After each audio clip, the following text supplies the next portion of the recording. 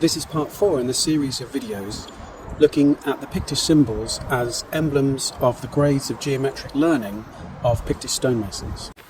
In this one, we'll be looking at the so-called Pictish arch and tuning fork symbols. In the previous video, we saw how the Z-rod and double disc demonstrates knowledge of circles and lines that are common tangents for two equal circles, and where the Z-rod as arrow shows the geometry of how a path of light is reflected between two parallel flat mirrors.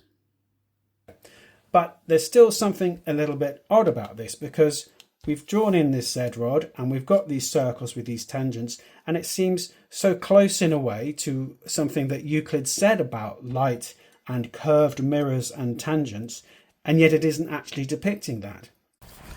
It's as if they knew Euclid's formula for the reflection of a ray on a plane surface, and they also knew that he'd said something about how this can be applied in the context of circles and their tangents. And they'd come up with this Z-rod and double disc without realizing what Euclid really said on the subject. What Euclid actually said relates to how light reflects off a circular mirror. So if we just quickly draw a circle here.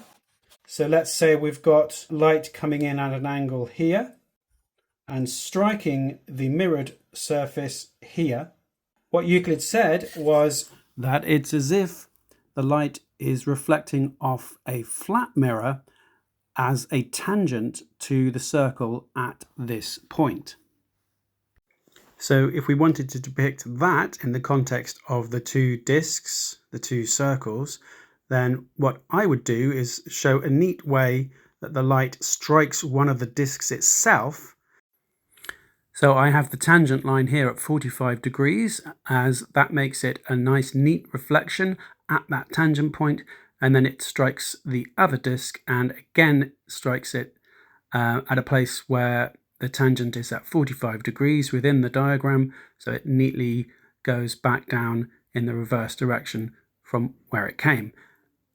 So here's the two discs, here's the tangent line, and here's the path of light.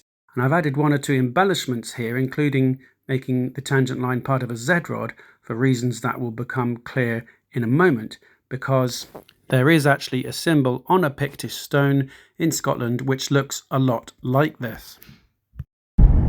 So then, without any help whatsoever from artificial intelligence, I'm making my way to Aberlemno churchyard to take a look at this further intriguing example of the Z-rod.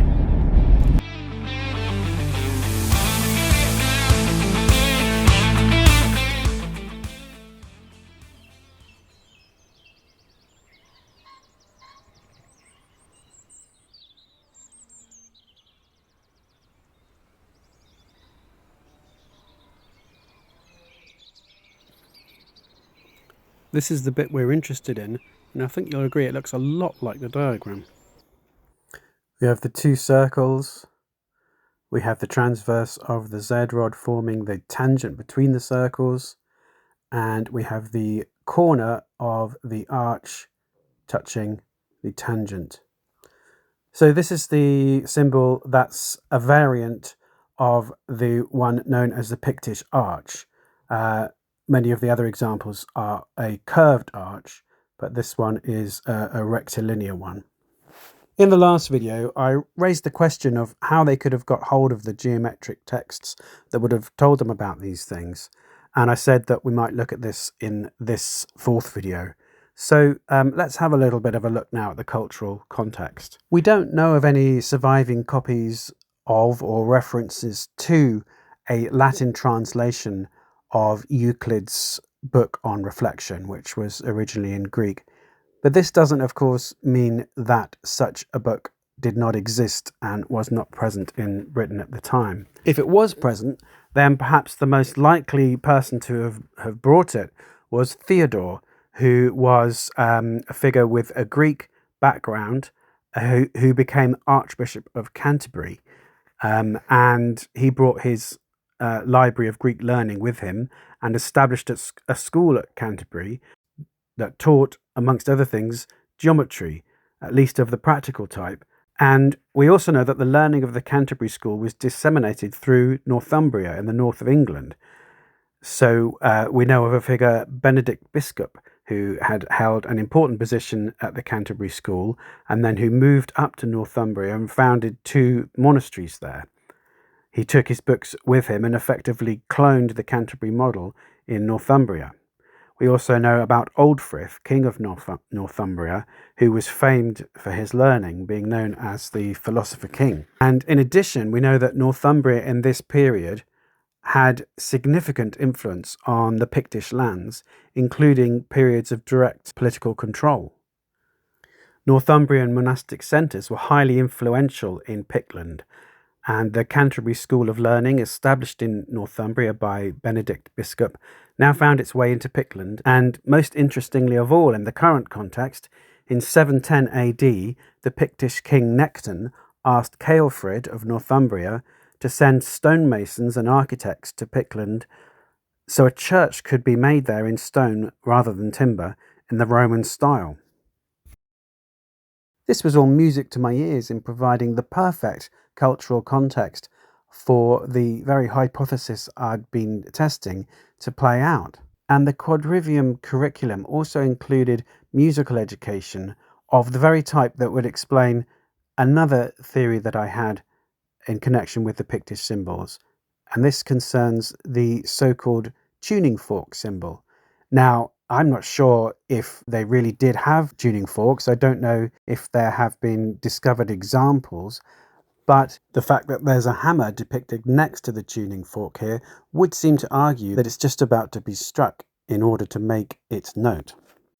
If we assume for the moment that they did have tuning forks, then if we look at this symbol here with the half circles going down the side, that is a perfect illustration of how you can use compasses to measure distances, and indeed equal distances. In this case, the exact same length of the 2 prongs of the tuning fork, which is a feature that tuning forks need to have in order to work. So that's a final little theory that I have there. Now, I know that some people will take issue with some of the things I've said here, because there have been proposed datings for some Pictish figures that put them in a somewhat earlier period than the one I'm talking about here. But I think we have to remember that you can't actually date a stone inscription. And some of those supposedly earlier symbols do look to me very much like graffiti that have been put on older structures. And an emblem that confers a type of status is indeed exactly the kind of thing that you can imagine people signing onto a building as a type of graffiti. And really, for me, it's when you take this later dating that everything slots into place.